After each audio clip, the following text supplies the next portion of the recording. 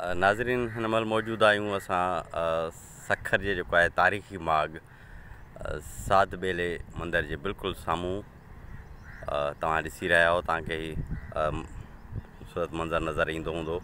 ही बाबा बखंडी लाइ चवनि था त हुनजी ही आबाद कयो हो ऐं 300 साल क़दीम ही आहे।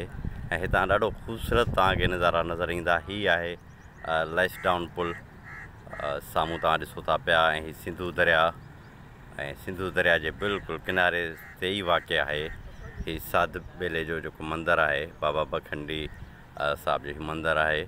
ऐं हिंदू बिरादरी लाइ ही तमामु एहतराम वारी जाइ आहे, इबादतगाह आहे। ऐं हिते जॾहिं सालियानो मेलो लॻंदो आहे त हुन में हिंदुस्तान ऐं पाकिस्तान जे मुख़्तलिफ़ इलाइक़नि खां सवाइ दुनिया जे कुंड कुड़िछ मां जेके आहिनि उहे हिंदू बिरादरी जा माण्हू हिते ईंदा आहिनि ऐं मज़हबी रस्मूं अदा कंदा आहिनि, पूॼा पाठ कंदा आहिनि। ऐं हितां खां पोइ हीउ सॼो तव्हां ॾिसो था, हीउ दरिया वञे थो ऐं हीउ सॼो सखर जो ई शहर जो मंज़रु आहे।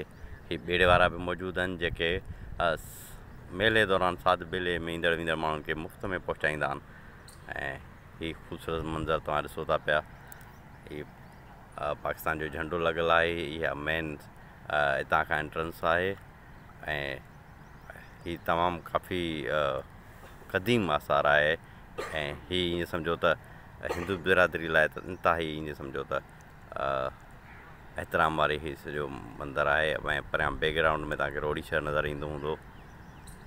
महिरबानी।